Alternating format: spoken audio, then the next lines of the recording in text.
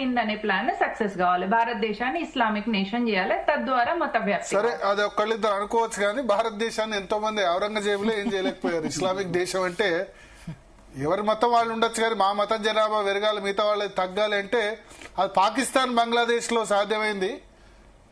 పాకిస్తాన్ లో అంతే కదా, పాకిస్తాన్ లో 20% నుంచి 1%కి వచ్చారు, బంగ్లాదేశ్ లో జరిగింది. భారతదేశంలో పాసిబుల్ కాదు, సాధ్యం కాదు.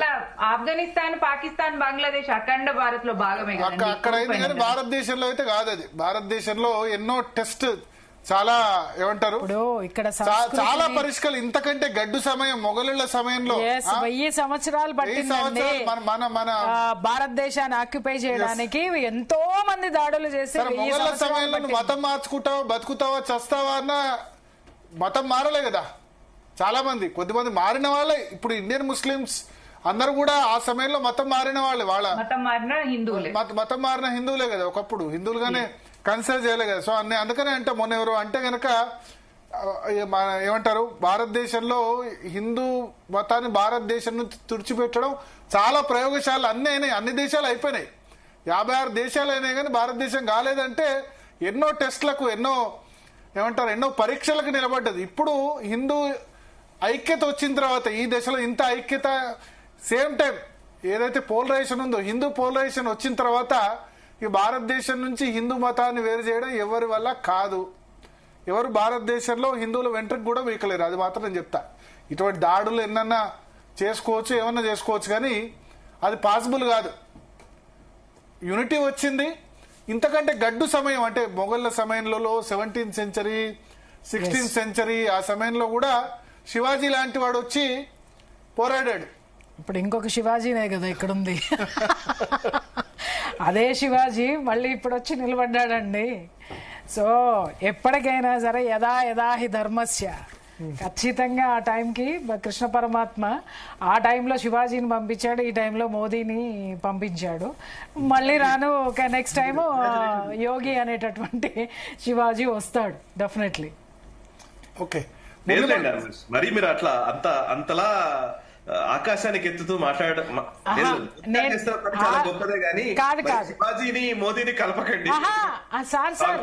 కాలక్రమేణా అప్పుడు శివాజీ కత్తి పట్టాడేమో, ఇప్పుడు యుక్తితోటి చేస్తున్నారు. వేరే విధంగా కాదు. నేనేమంటా అంటే పబ్లిక్ మూవ్మెంట్ నేతను తయారు చేస్తుంది. ఎగ్జాక్ట్లీ. ప్రజల అవేర్నెస్ వచ్చింది. లాస్ట్ 10-15 సంవత్సరాల్లో మనం ఖచ్చితంగా అబ్జర్వ్ చేస్తున్నాం, అది కనబడుతుంది. హిందూ యూనిటీ. మీరు హనుమాన్ యాత్ర పెట్టండి, ఎంతమంది వస్తున్నారు.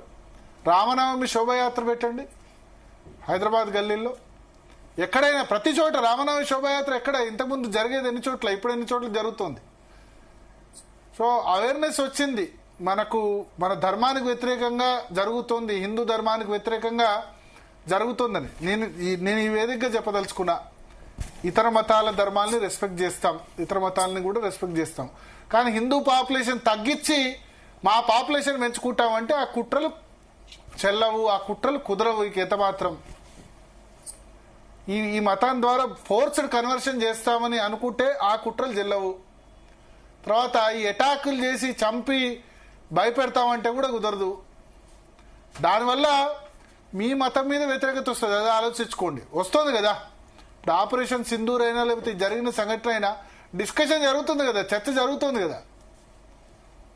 మురళీ మనోహర్ గారు ఏమైనా యాడ్ చేస్తారా? నేను మావోయిస్ట్ రిలేటెడ్ టాపిక్ చర్చ జరుగుతుంది, ఎంజాయ్ చేస్తున్నాను.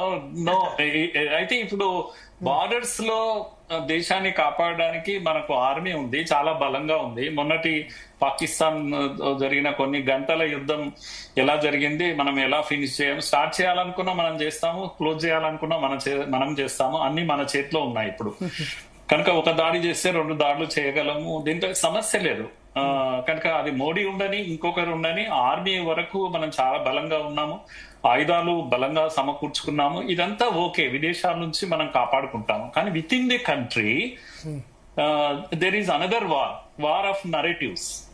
ఈ war of narratives Modi fight చేయలేడు, ఇది లేదా బీజేపీ ఫైట్ చేయలేదు, రాజకీయ పార్టీలు ఉల్టా పుల్టా మాట్లాడుతున్నాయి. అంటే ఇంత ఒక డాక్టర్స్ నెట్వర్క్ ఒకటి బయటకు వచ్చి